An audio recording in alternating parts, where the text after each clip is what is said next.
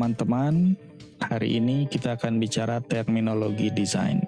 Minggu lalu kita sudah bicara tentang metodologi, sekarang kita bicara tentang desain. Pada kuliah sebelumnya, kita mencoba mengurai apa itu arti metodologi. Metodologi secara umum adalah cara ulas dan olah data. Metodologi menurut tugas teman-teman yang dikumpulkan, maka kata yang paling sering muncul adalah solusi, teratur, panduan ilmiah, konsep yang sistematis. Jadi metodologi terkait dengan satu solusi yang teratur, sistematis, dan ada prosedurnya. Kemudian apa itu cara ulas? Cara ulas adalah satu perspektif berpikir. Secara umum kita tahu ada cara berpikir induksi dan cara berpikir deduksi. Induksi dari tugas teman-teman juga kita kumpulkan. Kata yang paling sering muncul adalah spesifik, heterogen, fakta lapangan, lokal, variatif, beragam, cepat berubah. Nah, sedangkan deduksi, kata yang paling sering muncul adalah seragam, berdasarkan teori, global, seragam. Itu adalah kata-kata yang terkait dengan deduksi. Jadi menurut hemat saya, teman-teman sudah bisa membedakan apa itu induksi dengan deduksi. Kemudian ada kata-kata kualitatif dan kuantitatif. Itu terkait dengan nanti cara olah data. Kualitatif pada tugas teman-teman, kata yang paling banyak muncul adalah pemaknaan, paham, subjektif, emosi, khusus, interpretasi, holistik. Itu betul semua. Kemudian kuantitatif menurut teman-teman terkait dengan function, form, populasi, angka, statistik, bersifat universal dan akurat, general, ya, teruji. Itu adalah terkait dengan hal-hal yang bersifat kuantitatif. Namun kualitatif dan kuantitatif kita tidak akan bicarakan lebih jauh di metodologi desain, tapi kita akan membicarakan kualitatif dan kuantitatif pada mata pelajaran semester depan, yaitu metode penelitian untuk keputusan desain. Metodologi kira-kira secara singkat adalah cara ulas yang teratur. Kenapa harus teratur? Karena ia tugasnya solving problem. Dan kalau ada masalah desain, problemnya harus terselesaikan. Dan desain yang bagus sebenarnya bisa membuat permasalahan solve-nya secara simple, ya. Jadi simple solving problem. Jangan sampai kita mendesain malah kemudian masalah menjadi rumit atau menjadi masalah baru. Nah, dalam metodologi kita bicara proses model. Apa itu proses model? Kita tahu model yang paling sederhana adalah deduksi, induksi, ada abduksi, ya. Kemudian kita juga tahu ada model form and function, ada model meaning and context. Nah, ini adalah hal-hal yang akan dibicarakan di metodologi, ya. Di buku-buku metodologi, di teori-teori metodologi, bicaranya form and function, meaning and context, deduction, induction, abduction, proses model. Itu semua dalam konteks desain. Tapi kita lihat bahwa pelajaran ini ada dua kata, metodologi dan desain. Sekarang kita beralih, apa itu desain? Desain secara umum terkait dengan teori desain dan masalah desain. Dan dalam teori desain dan masalah desain, metodologi kira-kira ada di sini. Sebelum membuat desain ada kotak metodologi, dan metodologi dilakukan secara logis, secara kreatif, dengan penuh keandalan. Keandalan itu kira-kira keterampilan. Lalu harus peka pada masalah-masalah lingkungan di sekitar kehidupan.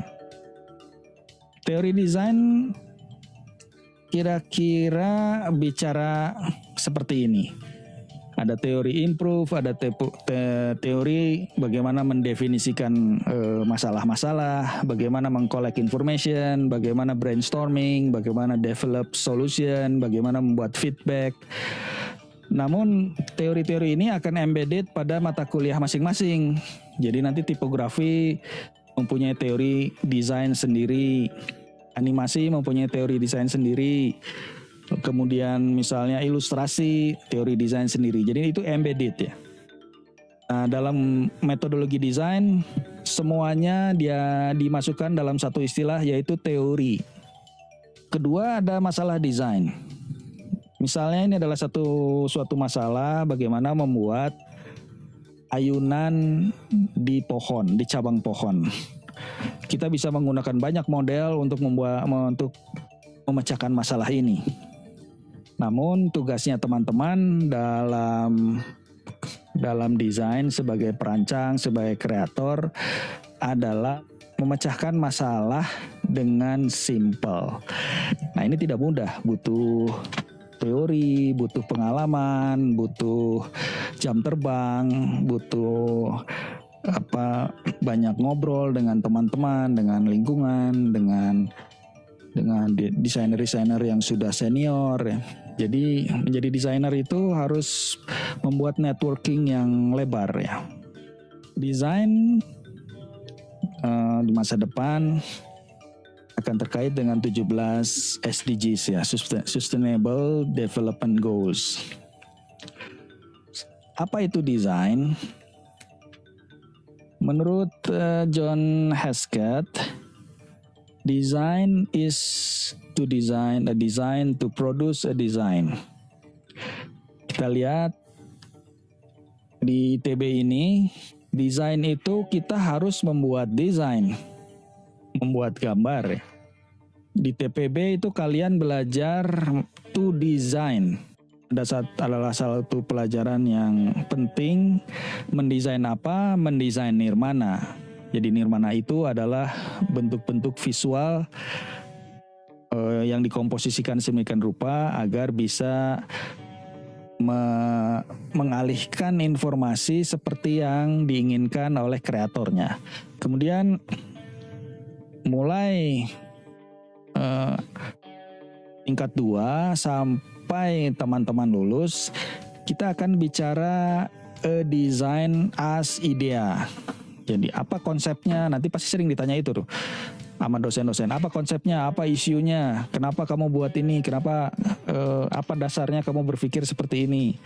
Jadi desain juga adalah satu idea, satu konsep di kepala ya. Tapi teman-teman belum selesai mendesain kalau tidak membuat karya. Jadi desain yang baik adalah desain yang bisa dilaksanakan, diproduksi. Ide yang baik adalah ide yang bisa dilaksanakan. Jadi ada to design, a design, to produce a design.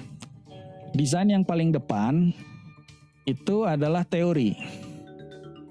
Design is to design, a design to produce a design. Jadi teman-teman selama di ITB ini selama 4 tahun belajar 4 jenis desain ini, definisi desain. Desain sebagai teori, to design keandalan teman-teman berkarya, a design konsep, dan to produce a design karyanya. Kalian 4-4-nya. Jadi tidak hanya to produce a design. To produce a design tugasnya teman-teman vokasi. Mereka sangat ahli to produce a design. Memang itu tugas maksud dari sekolah vokasi.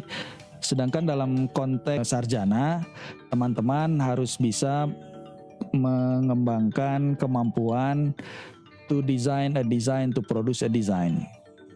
Kita lihat bahwa ketika definisi desain adalah to design a design, to produce a design, maka desain itu sebenarnya bagaimana kita berpikir agar memproduce sesuatu. Dan dalam memproduce, kita harus follow feeling, harus memfollow estetika, atau lebih umum lagi memfollow kemampuan nirmana teman-teman. Jadi kemampuan nirmana itu adalah kemampuan mengubah idea menjadi visual. Tidak mudah. Kalian belajar 1 tahun ya di ITB ini untuk belajar hanya sekedar nirmana. Kemudian dengan adanya teknologi ya. Jadi desain dengan adanya teknologi, bukan kemudian desain itu menjadi jelek ya. Tidak begitu. Jadi dengan adanya teknologi itu bukan berarti kualitinya didiskon ya. Tapi tetap ya, desain itu membangun sesuatu yang original, yang truly, yang membedakan dengan yang lama, ini yang baru. Dan dengan adanya teknologi, harusnya teman-teman lebih cepat mengerjakan sesuatu, lebih produktif dalam mengerjakan sesuatu karena semuanya sekarang dibantu dengan teknologi. Sampai saat ini, dari dulu sampai sekarang, desain itu hanya ada 2 jenis, good design dan bad design. Nah, metodologi desain mengajar teman-teman bagaimana membuat good design dengan membuat bad design. Desain itu merupakan media kalau di desain komunikasi visual. Media itu dibuat oleh perancang. Nah, perancang itu mempunyai satu kutub yang dipahami oleh perancang. Perlu diketahui bahwa target juga mempunyai kutub yang dipahami oleh target, oleh pengguna ya. Nah, desain sebagai media itu harus menjadi kutub yang dipahami sama. Desain itu bukan sekedar I sign, bukan sekedar objek desain, tapi harus menjadi desain yang we sign. Ini prinsip penting yang perlu dipahami sebagai media desain komunikasi visual. Ini tugas individu. Perhatikan kalimat di atas, ada kalimat A dan kalimat B. Pertanyaannya nomor 1, metodologi desain lebih dibicarakan pada kalimat yang mana, yang A atau B?